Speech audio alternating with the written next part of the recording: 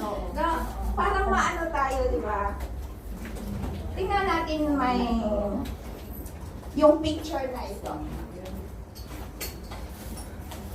Kaya, familiar ba kayo dyan? Sino ang hindi pa nakaranas ng ganung trabaho?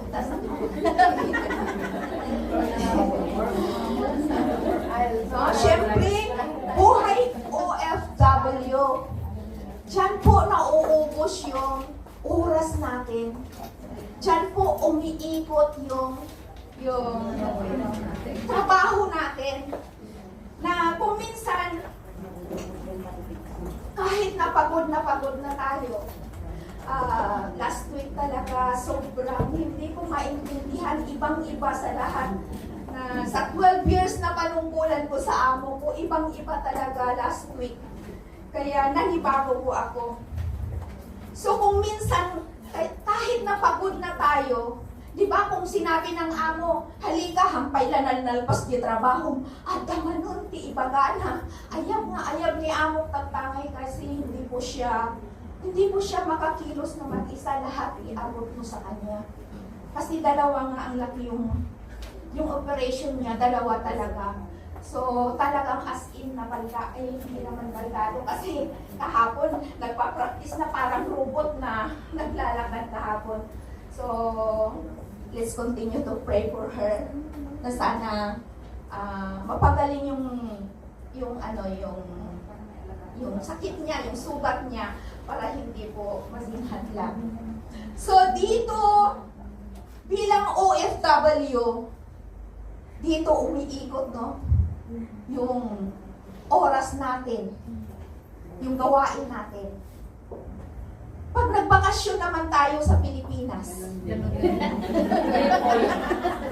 pagdating mo, nandoon ka pa lang sa bungad, ay na, di ba? Bakit kaya? Na imbis na magpahinga ka, no? Di ba sabi mo, ay, agahawidang talaga, relax sa yung ganun. Tapos pagdating mo, makalat yung bahay. Ano na naman? Tinanay, sige. Hanggang hating gabi na yan, nagkakalkal, naglilinis. Pero, masaya naman tayo, di ba? Sa paglilingkod sa ating mga mahal sa buhay. Ganito ang lifestyle service natin bilang OFW. Sa ating pagpatuloy, tatalakayin natin, a life of service is not a forced obligation, but a natural response to the mercy of God. So sa halip na kamatayan, dahil sa ating kasalanan, binigyan tayo ng Diyos ng buhay at layunin kay Kristo. So paano ba tayo tumugon sa dakilang habag ng Diyos sa atin? Magbabahagi pa ako ng 3 susi key on how to make our service to God a lifestyle and not a forceful life. So una, surrender wholeheartedly. Sa Romans 12 verse 1, sa pinasa natin kanina, yung core word na sabi niya, offer your body as a living sacrifice.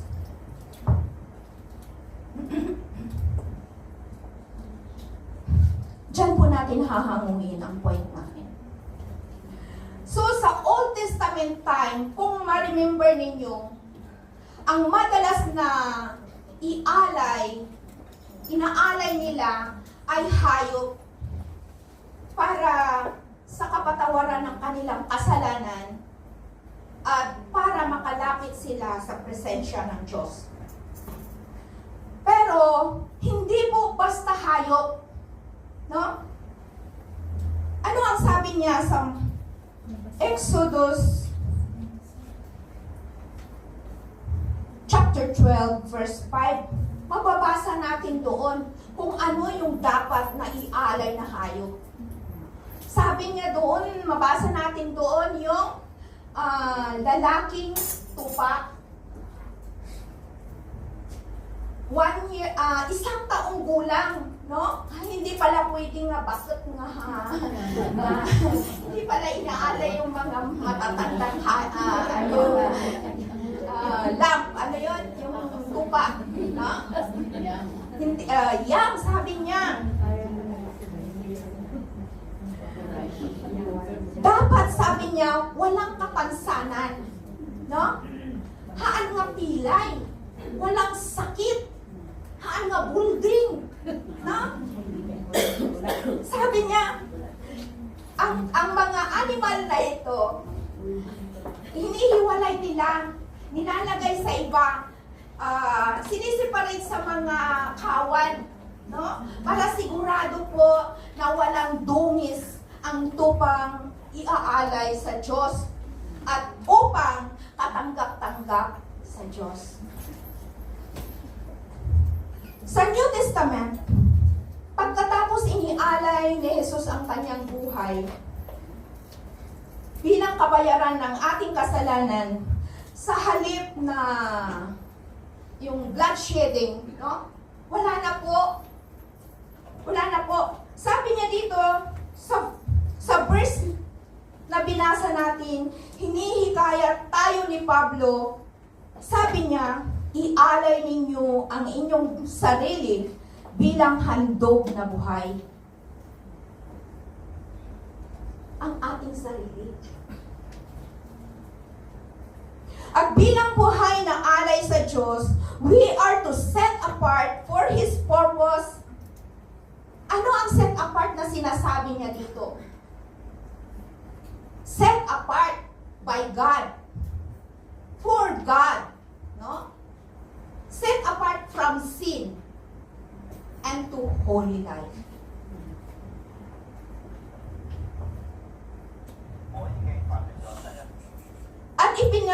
At ipinahayag tayong katanggap-tanggap dahil nakikita ng Diyos si Kristo sa buhay natin. At bilang mananampalataya kay Kristo, tinatanggap ng Diyos ang ating alay araw-araw sa ating pamumuhay. Di ba? Ang ating pagsamba sa Diyos tuwing linggo, ang ating mga panalangin sa Diyos, tinatanggap niya dahil nakikita niya si Kristo sa buhay natin. Sa bahagi ng verse 1, sabi niya, offer your body as a living sacrifice. Ito po sa TEV, to this English version. Ibig sabihin, to surrender our entire being. Buong pagkatao po natin. Ipagkatiwala natin ang lahat-lahat sa Diyos. Ang ating isip, ang ating puso, gawa, no? Ang ating mga plano, at lahat na pag-aari natin. Then we begin the first and most important step in the victorious life. It all begins with surrender.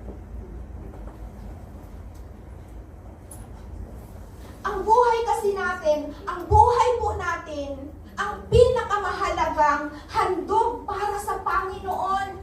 Hindi po matutumbasan ng pera. Kahit magbigay ka pa ng offering mo na maraming-marami, hindi po matutumbasan. God requires ang ating sarili.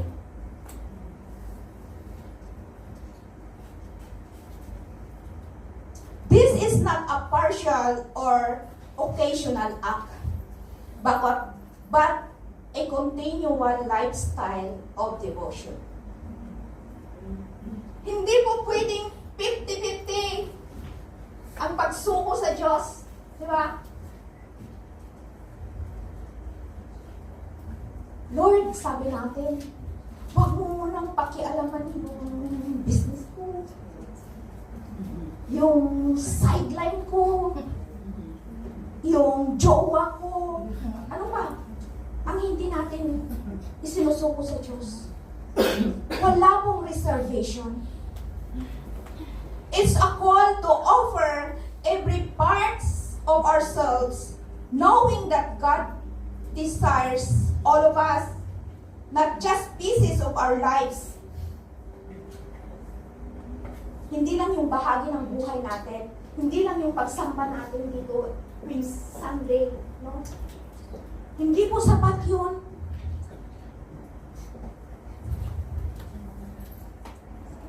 Ang pagsuko ng ating buhay ay hindi po sa pilitan, kundi kusang loob na ginagawa.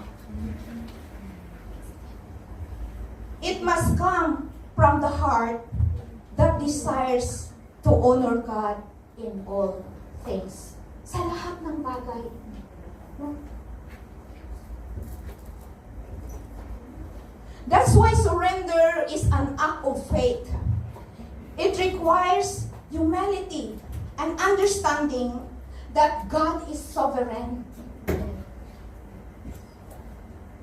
He sustains and controls all things. Kahit na ako, ikaw, no?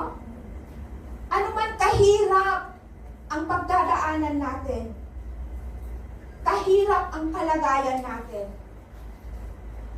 problema natin, sabihin mo lang, Lord, I surrender everything to you. Amen. Ikaw na po ang bahala, Lord. Ito po ang prayer ko.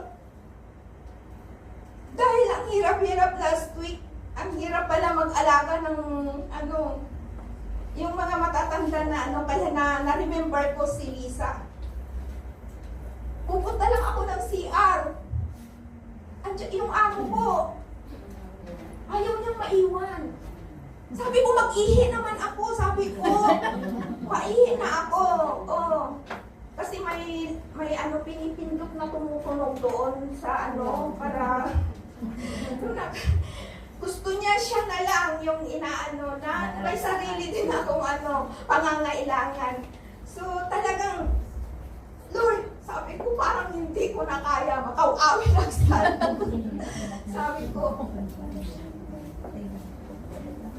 alam naman po natin na hindi po tayo papabayaan ng Panginoon. Tulad ng awit ng mga ushering kanina na just look unto Jesus in the midst of trial. Jesus always cares for us. Ano man yung pinagdadaanan natin sa buhay, nariyan palagi ang Panginoon. Amen.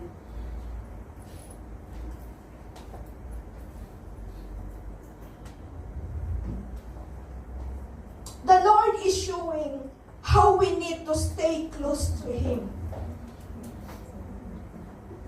Magtiwala lang po tayo sa Kanya, di ba? Amen. His surrender on the cross was the ultimate living sacrifice, a perfect model of how we should live.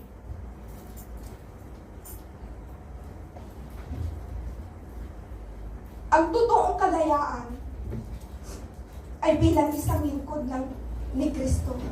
Amen? Amen. Surrender wholeheartedly leads to deeper relationship with God or more intimate connection with God.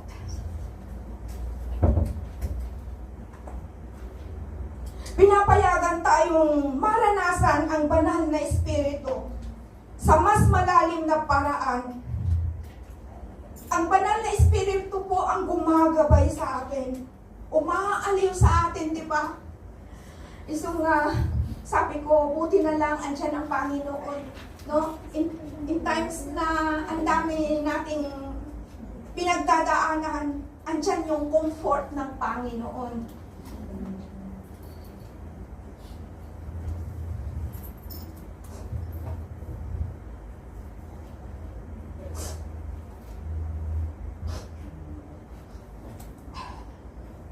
Thankful po tayo sa banal na Espiritu.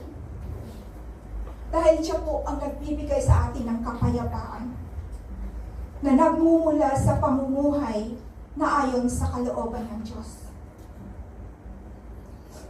Ang tanong po, isinuko mo na ba ang iyong buhay sa Panginoon? Alam kong katatapos lang po ang revival natin. Alam kong marami po ang nag-commit.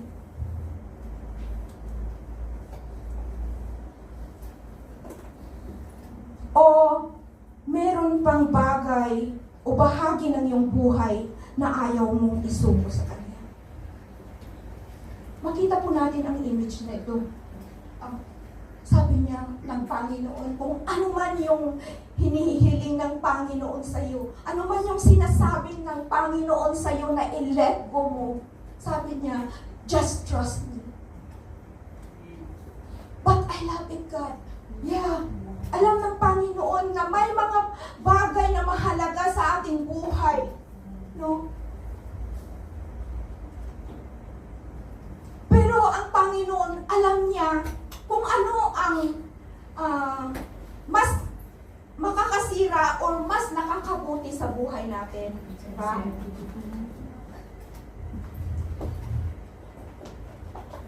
Ang nais po ng Panginoon, sumuko tayo ng buong puso.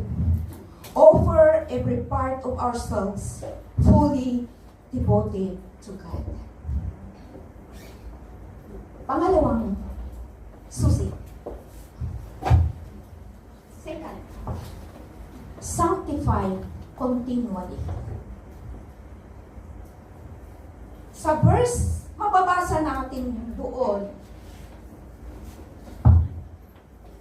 Sabi niya, I beseech you therefore, brethren, by the mercies of God, that ye present your bodies a living sacrifice, holy, acceptable unto God, which is your reasonable service. Yung word po dito, holy, acceptable unto God. Ang challenge ni Pablo dito, the sacrifice we are to offer to our Savior is to be a living, holy, and acceptable sacrifice. Tulad ng Old Testament time na hindi pwedeng ialay yung may mga kapansanan, may mga kapintasan, no? Hindi pwedeng ialay, hindi po tanggapin ng Panginoon, ng Diyos. Kaya sabi niya dito, sanctify continually. Ibig sabihin, magpakabanal palagi. To free from sin. Those who believe in Christ are sanctified. Definitive sanctification. Sabi mo yun. Progressive sanctification is a conformity to the image of Christ. Ito yung proseso na pagdadaanan natin. Kaya tayo pumupunta dito sa church every Sunday. Kung nakikinig tayo ng mensahe, kung ano yung aral, dapat ipamuhay natin. Amen. It is the ongoing work of God's grace, renewing the whole person. Diba? Noong bago pa lang tayo dito, sino ang padak ng pasaway? Diba? Hindi biglaan na maging huli ka, maging mabait ka kaagad. Kaya, ito po yung trabaho ng banal na Espiritu. Pahintulutan natin na linisin niya ang ating puso para maalis ang kasalanan sa buhay natin. Sanctification is the will of God for every believer. Noon, ang alam ko pag napakawan ka, no? Diba? Humingi ka na ng tawad. Naisalakan ka. Okay na yun, pumunta ka na ng langit. Yun ang pagkaintindi ko noon. Pero, the the longer, no, na nag-aaral tayo ng salita ng Diyos, dito natin matututunan kung ano yung kalooban ng Diyos sa ating buhay.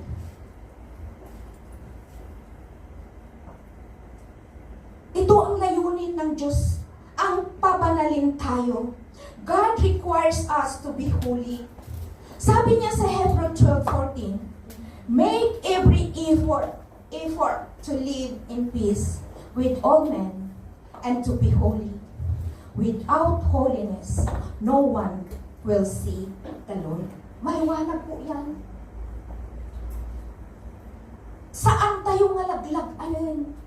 No? Bilang mananampalataya, tayo ay para sa Diyos at sa Kanyang layunin. It requires intentional effort, reliance on God's grace, and a commitment to pursuing His standard of righteousness. Diba? Mapasudi. Dagiti, ugali tayo na, diba? Kung noon, nasuplada tayo. Ngayon, medyo na. Kaya patuloy po tayo. Huwag tayong hihinto na maglingkod sa Panginoon.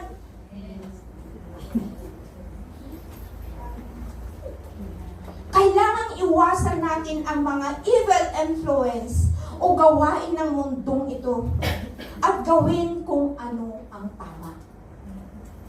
Siguro wala namang wala nang bata sa atin, di ba? Nakakaintindihan natin. Alam na natin yung tama at mali. Di ba? Alam natin yung tama at mali. Kung alam natin na mali, huwag na po natin gawin. Kaya dapat, sabi niya, keeping our hearts pure and our actions align with His Word. Dapat yung gawa natin nakahanay sa kalooban ng Diyos.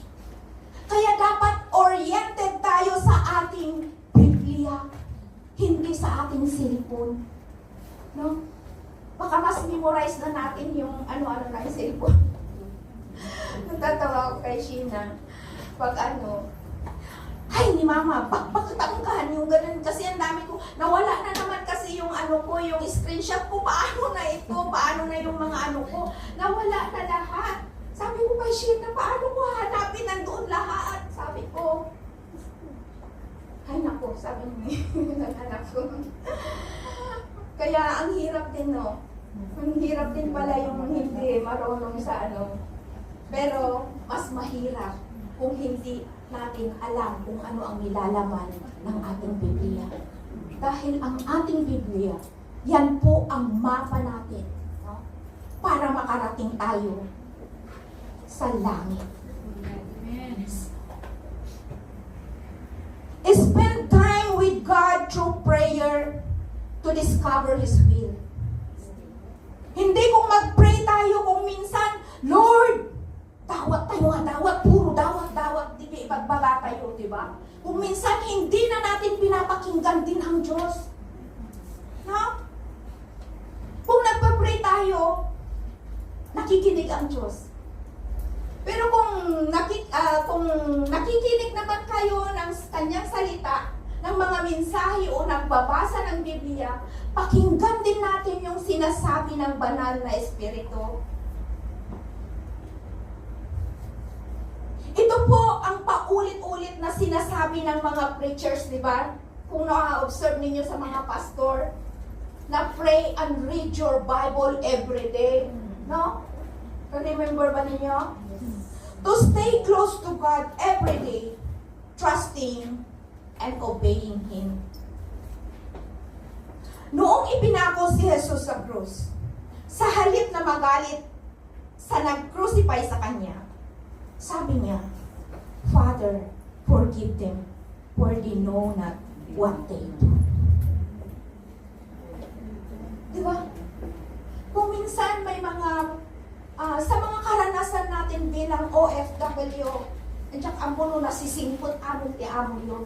Diba may time na Kahit yung amo ko ngayon, na-observe ko, di ba, ang bait-bait na lang amo ko. Pero parang sabi ko, iniisip ko na lang, ipinto ng gamot yun. Kasi ang dami-dami niyang iniinom na gamot. Si Jesus ay nabuhay ng kalugod-lugod sa Ama. Kung ma-remember ninyo ang Panginoong Jesus nung nandito pa sa mundo,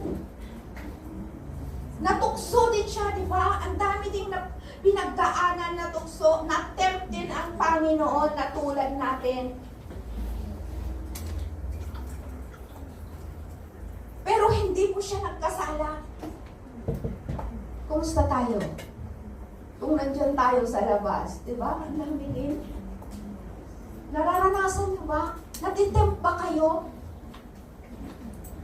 Pero salamat dahil nandyan ang banal na espiritu. Iso natin magtigtig na, magpalpalagip, di ba?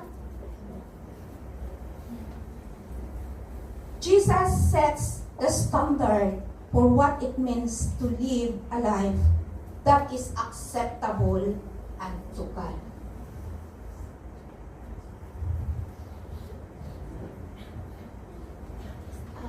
Yung awit ng mga ushering kanina, talagang naiiyak ako pagka naano ko yung pinapakinggan ko.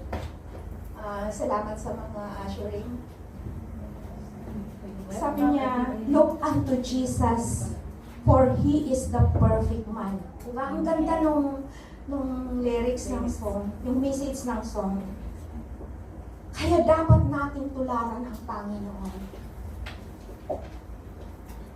Sanctification, sabi niya, is the process we undergo to become more like the Lord Jesus in our thoughts, words, and actions. It is a lifelong journey. Di ba? Ilang taon na kayong naglilingkod sa Panginoon?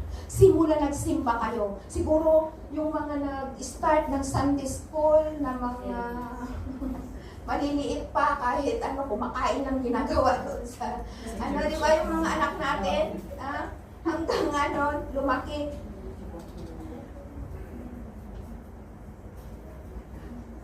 Mahaba po. Sino ang pagod na sa inyo sa paglilingkod sa Panginoon? Meron bang napapagod sa atin? Dapat hindi tayo mapagod. Kahit pagod ang katawan natin dahil sa trabaho natin. Pero huwag po tayong mapagod na maglingkod sa Panginoon. Dahil pagdating natin sa langit, ano ang gagawin natin? Diba? Anong gagawin natin doon? Mag-worship na lang sa Panginoon, sa Diyos. Diba? Walang katapusan, eternal. Kaya wag po tayong mapagod. Kahit na inaantok pa ako kanina, ang tok-tok manandi, diba?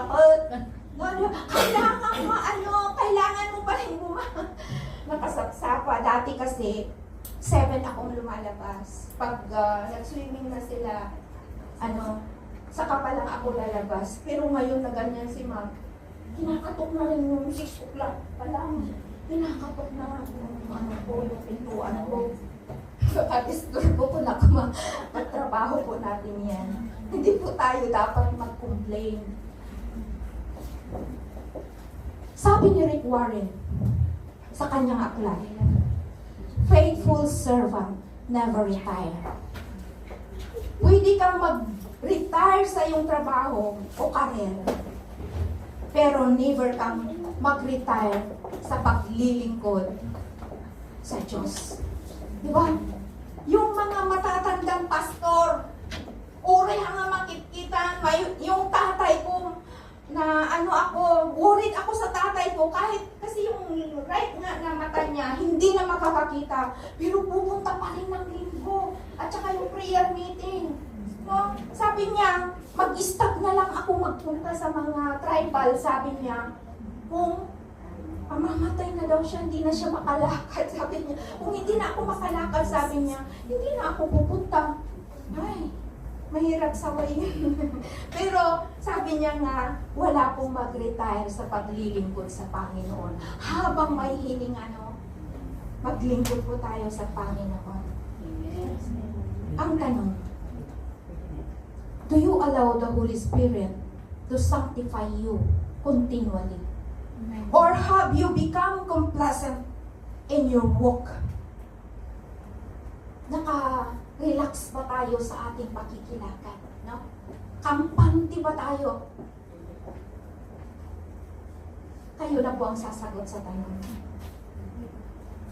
Panghuli po,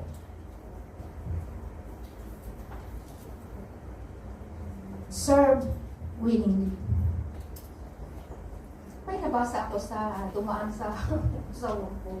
At pahabol pa yung dati, in-open ko, nandyan nakaano na yung sabi niya,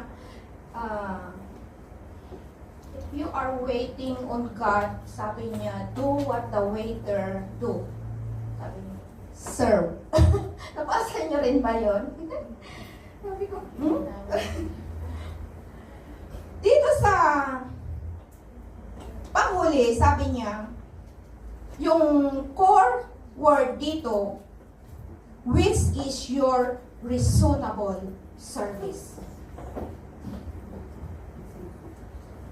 Paul described our service to God as reasonable. Makatwiran. Ang paglilingkod natin sa Panginoon ay makatwiran. Diba? Kung sa mga nababasa natin, yung mga humihingi ng justice, di ba? Sa mga namatayan, hinatay, or what, sabi niya.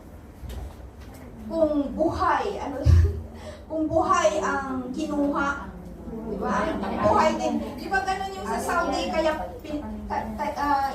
binitay yung isang Pilipino. Kasi buhay daw. Pero sabi niya dito, makatwiran po ang paglilingkod natin sa Panginoon. Hindi po sobra-sobra kahit maglingkod tayo ng buong buhay natin dahil sa ginawa ng Diyos sa buhay natin. Sa totoo lang, ito ang pinaka-logical response sa dakilang habag ng Diyos na ipinagkaloob niya sa atin. Di ba dapat tayo ang nagkasala, tayo ang mamamatay. Pero dahil sa habag ng Diyos,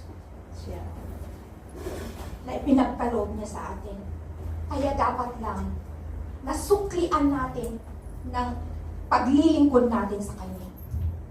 Reasonable service. Ang paglilingkod sa Panginoon ay hindi po parang obligasyon o pabigat. Sa halip, ito ay natural na pag-agos ng pusong puno ng pasasalamat. Diba? Kung may gumawa ng kabutihan sa'yo, diba susuklian mo yon?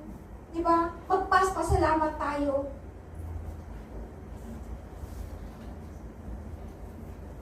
Ang kusang paglilingkod ay masayang paglilingkod. Amen? Amen. Pinalakas pa ito ng pagmamahal ng Diyos at pinalakas pa ng Kanyang biyaya. So, ang Panginoong Hesus ay naglingkod din ng kusang loob. Paano? Di ba kung ma-remember ninyo, kahit paghugas ng paa ng Kanyang disipulo, ma-remember ninyo, hinugasan niya yung mga kung paa. Ngayon, ma-remember ko yung inaaral ko ito. Yung amo ko, hinugasan ko na rin yung paa niya. Ano ba yan? Sabi ko sa kanya. Kasi hindi niya hindi niya ma-bend yung Kaya sige na lang. Basta may bonus. Hindi po. Sabi niya, kahit paghugas ng paa sa kanyang disipulo, ipinakita niya sa atin ang puso ng isang mapagpakumbabang lingkod. So, ang kanyang willingness na maglingkod sa iba, kahit hanggang kamatayan, huwaran ang saloobin na dapat meron tayo habang tayo ay naglilingkod sa Diyos at sa iba. Diba? Kamatayan. Sino po ang may gusto na kaibigan mo or pamilya mo, siguro walang gusto mamatay dahil sa kapwa mo, diba? Pero ang Panginoong Hesus, pinakita niya po,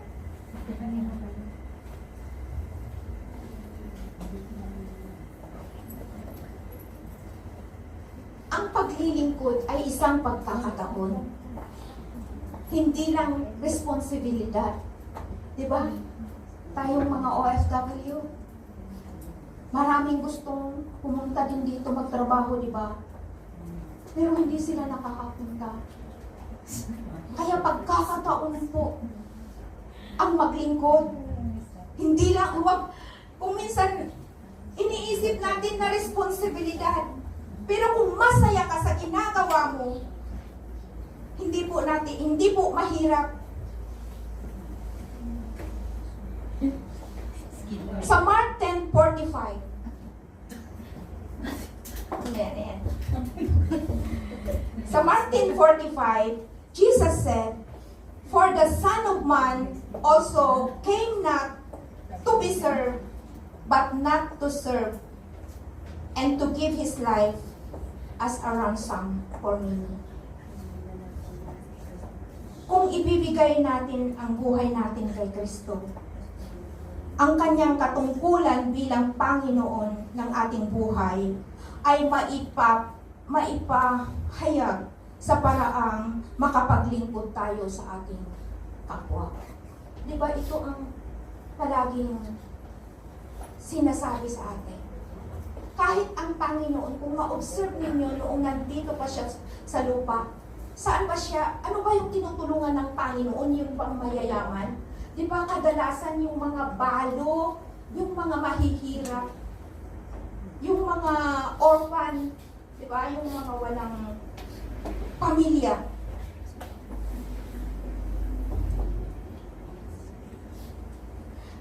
Kaya ang the best na paraan na maipakita natin ang ating pagmamahal sa Diyos ay sa pamamagitan din ng pagpapakita ng love sa ating kapwa. Ano man yung tulong na pwede nating gawin, kahit maliit na bagay, malugod po ang Panginoon.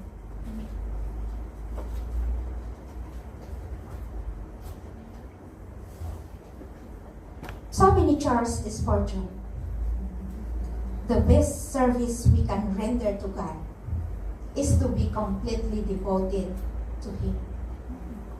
Agree ba kayo? Ito ang hinihiling ng Diyos sa atin. Ito ay makatwiran lamang na dapat nating ibigay sa Diyos. Dahil mahal tayo ng Diyos. Dahil napakabuti ng Diyos sa atin. Amen? Amen. Kung hindi mabuti ang Diyos, nandito ba tayo? Ang tanong muli dito, ang paglilingkod mo ba sa Panginoon at sa iyong kapwa ay kusang loob mo bang ginagawa? O kung minsan, feeling mo napipilitan ka lang? Tingnan natin yung, kilala niyo ba SpongeBob. si SpongeBob? Speaker. Sino nakakilala kay SpongeBob? Alam niyo sa bahay namin, yung sa bunsong anak ng amo ko, ay, puno na ng yelo, puro yelo, matlaan ang sinilas, bag, unan, lahat. Ang dami. Tapos binigay niya lahat sa akin, pati yung mga chinilas na yung ang lalaki. Sabi ko, sino si SpongeBob? Si SpongeBob at si Squidward, no? Siya ay masayang naglilingkod. Pero si Squidward is always grumpy, working, masungit, no? Makulit, parang napipilitan lang na naglilingkod. In terms of service, Saan ka sa dalawa? Miss Marina. Alam nyo na ang sagot.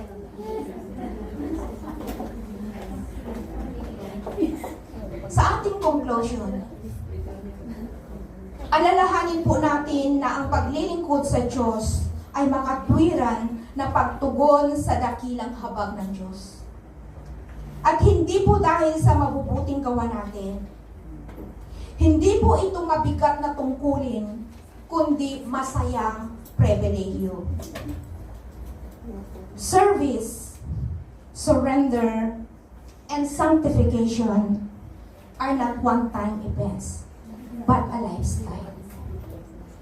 Our lives should reflect an ongoing commitment to offering ourselves fully to God in gratitude for His mercy. Ito po ang salita ng Diyos. Purihin po ang Panginoon.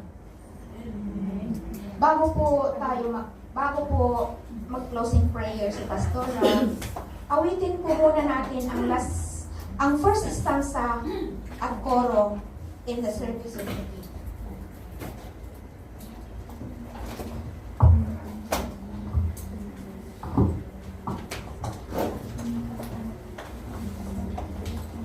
Mm-hmm.